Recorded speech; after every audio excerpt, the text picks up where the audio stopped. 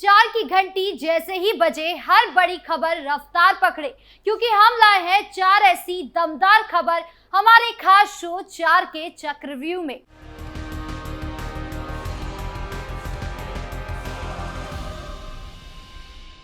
ना शोबाजी ना वादों की भरमार, काम बोले तो जनता दे प्यार, जिन हाथों में हो कर्म का उजाला वो मिटा दे अंधेरों का व्यापार। नमस्कार, कैपिटल टीवी उत्तर प्रदेश पर चार का चक्रव्यूह देख रहे हैं आप। आज चार के चक्रव्यूह में सबसे बड़ी खबर आपको बता दें, सावन के महीने के शुरू होते ही गौकशी का मुद्दा गरमाने लगा है, जिसको लेकर हिंदू संगठन ने भी बड़ी मांग कर दी है।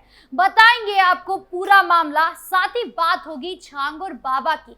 छांगुर बाबा के भारत को इस्लाम राष्ट्र बनाने के सपने की बात जब से सामने आई है, लोगों में आक्रोश फैल गया है। उन्होंने बड़ी मांग की है, बताएंगे आपको पूरा मामला। फिर बात होगी सीएम योगी की, जिन्होंने स्कूलों को मर्ज करने की वजह बताई है। और आखिर में बात होगी बुलडोजर एक्शन की, जो सिद्धार्थ नगर में देखने को मिली है, जहां फागू शाह की मजार को ढहा दिया गया है। बताएंगे आपको पूरा मामला। तो चलिए शुरू करते हैं चार का चक्रव्यूह। शुरुआत करते हैं चार के चक्रव्यूह की पहली और सबसे बड़ी खबर से, जो गौकशी से जुड़ी है। दरअसल पवित्र सावन मास के दौरान उत्तर प्रदेश के बस्ती जिले के लालगंज थाना क्षेत्र में गौकशी की एक विभत्स घटना ने पूरे इलाके को दहला दिया है। छतौरा नवेरी गांव में गौवंश का कटा हुआ धड़ और सर मिलने के बाद से क्षेत्र में भारी तनाव का माहौल है और हिंदू संगठनों में जबरदस्त आक्रोश फैल गया है। इस घटना ने लालगंज पुलिस की कार्यप्रणाली पर गंभीर सवाल खड़े कर दिए हैं, जिससे पूरे थाना क्षेत्र में कानून व्यवस्था की स्थिति को लेकर गहरी चिंता उत्पन्न हो गई है। बता दें कि विश्व हिंदू महासंघ के नेताओं ने गौकशी करने वाले आरोपी का हाफ एनकाउंटर करने की मांग किया है, जिसका उन्हें पुलिस ने आश्वासन भी दिया है। उत्तर प्रदेश की योगी सरकार गौ संरक्षण और गौशालाओं को लेकर बेहद गंभीर है। मुख्यमंत्री खुद कई मंचों से गौ संरक्षण को अपनी प्राथमिकता बताते आए हैं।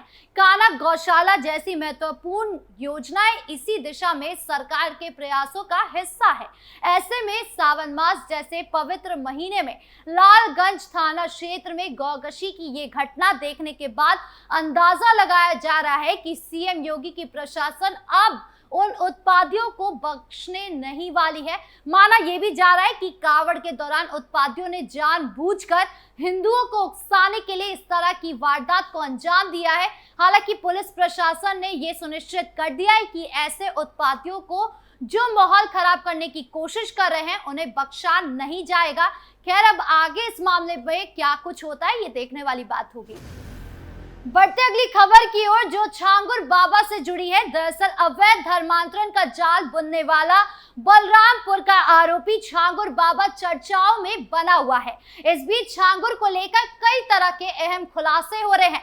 वहीं अब उसको गुर्गों की तरफ से खिलाफ खड़े लोगों और उसके काले कारनामे के बारे में जानकारी देने वाले लोगों को धमकियां मिलना शुरू हो गया है। छांगुर बाबा का मायाजाल अब धमकियों पर आ गया है।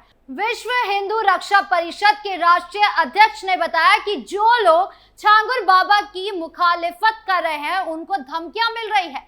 इसे लेकर शिकायत भी की गई है और हम प्रशासन से सुरक्षा मांग कर रहे हैं।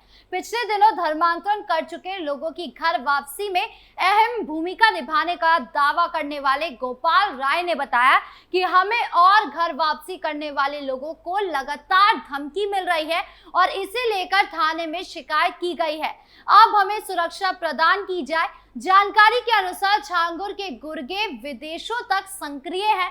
सोशल मीडिया के माध्यम से पहले लड़कियों को फंसाया जाता है और बाद में उनका धर्मांतरण कराया जाता है। इतना ही नहीं, कमजोरी को आधार बनाकर भी उनका धर्मांतरण कराया जाता है। इस पूरे नेटवर्क का शिकार एक महिला ने खुलासा किया कि पहले उससे सोशल मीडिया के माध्यम से संपर्क साधा गया।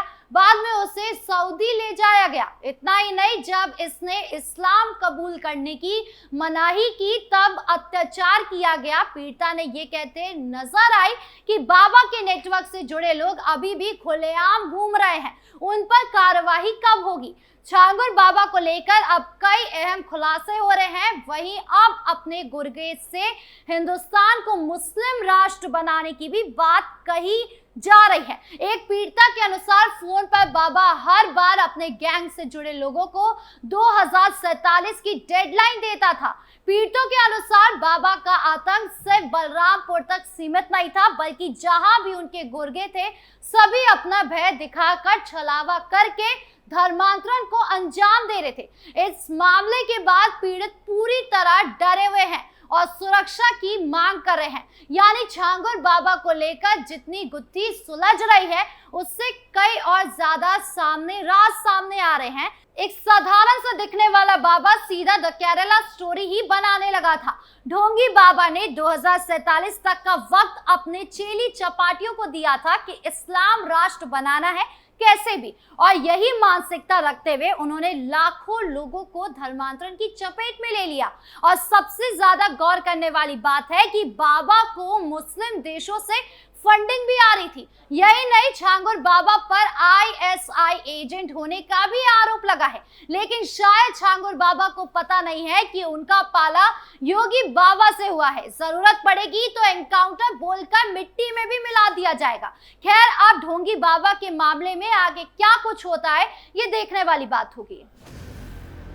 बढ़ते अगली खबर की ओर जो सीएम योगी से जुड़ी है। दरअसल उत्तर प्रदेश में स्कूलों के विलय या पेयरिंग पर पक्ष और विपक्ष के बीच बयानबाजी जारी है। समाजवादी पार्टी के मुखिया अखिलेश यादव, बहुजन समाज पार्टी के चीफ मायावती और भारतीय राष्ट्रीय कांग्रेस की नेता प्रियंका गांधी वाड्रा ने इस फैसले की आलोचना की है। इन सबके बीच मुख्यमंत्री योगी आदित्यनाथ ने बेसिक शिक्षा विभाग की समीक्षा बैठक में पेयरिंग के फायदे गिनवाए हैं। समीक्षा बैठक में सीएम ने कहा कि विद्यालयों की पेयरिंग व्यवस्था को दूरगामी और व्यापक दृष्टिकोण से लागू किया जाना आवश्यक है। ये प्रणाली छात्रों, अभिभावकों और शिक्षकों तीनों के हित में है। इससे न केवल संसाधनों का बेहतर उपयोग होगा बल्कि शिक्षा की गुणवत्ता में भी सुधार सुनिश्चित किया जा सकेगा।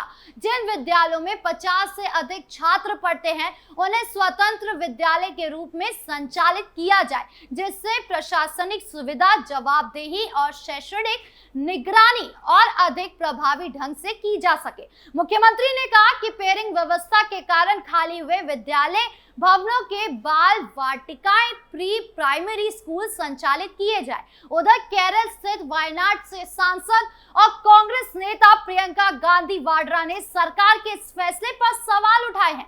सोशल मीडिया साइट एक्स पर प्रियंका ने लिखा कि उत्तर प्रदेश सरकार विलय करने के नाम पर करीब 5000 सरकारी स्कूल को बंद करने जा रही है। शिक्षक संगठनों के मुताबिक सरकार की मंशा लगभग 27000 स्कूलों को बंद करने की है। प्रियंका ने लिखा कि यूपीए सरकार देश में शिक्षा का अधिकार कानून लाई थी, जिसके तहत हर गांव में स्कूल की व्यवस्था की गई थी ताकि गरीब परिवार के बच्चों के लिए शिक्षा सुलभ हो सके। अगर स्कूल घर से दूर हो जाए तो छोटे बच्चे, खासकर लड़कियां, कई किलोमीटर पैदल चलकर स्कूल कैसे पहुंचेगी। जाहिर है कि उनकी पढ़ाई छूट जाएगी।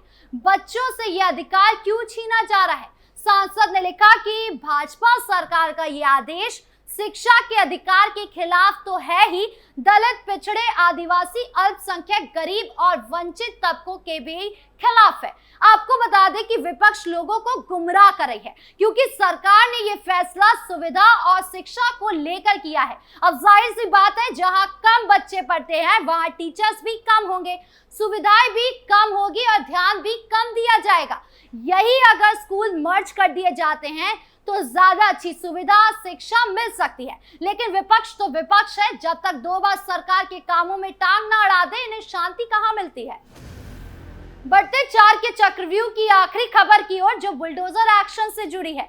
दरअसल सिद्धार्थ नगर के डुमरियागंज में अवैध रूप से बनाए गए फागू शाह बाबा की मजार को ध्वस्त कर दिया गया है। मजार को हटाने की कार्रवाई एडीएम गौरव श्रीवास्तव और एएसपी प्रशांत कुमार के नेतृत्व में की गई है। कार्रवाई के दौरान SDM Dumariyaganj Rajesh Kumar, CO Brajesh Verma, RAF PAC और कई थानों की पुलिस फोर्स मौके पर तैनात रही। सुरक्षा की दृष्टि से क्षेत्र को पूरी तरह सील कर धारा 144 लागू कर दी गई है। किसी भी अप्रिय स्थिति से निपटने के लिए प्रशासन पूरी तरह अलर्ट मोड पर है। मजार को ध्वस्त करने के दौरान पुलिस का जमावड़ा इस तरह रहा कि किसी भी आवाज उठाने की हिम्मत नहीं हुई। इस दौरान न किसी ने विरोध किया, न ही कहीं झड़प देखने को मिली। मजार को गिराने की प्रक्रिया कुछ ही घंटों में शांतिपूर्ण ढंग से पूरी कर ली गई। प्रशासन का स्पष्ट संदेश है कि सरकारी जमीनों पर अवैध कब्जे किसी भी सूरत में बर्दाश्त नहीं किए जाएंगे। ऐसे सभी निर्माणों को चिन्हित कर चरणबद्ध कर तरीके से कार्रवाई की जाएगी और दोषियों को बख्शा नहीं जाएगा। बहरहाल 4 के चक्रव्यूह में इतना ही। नमस्कार।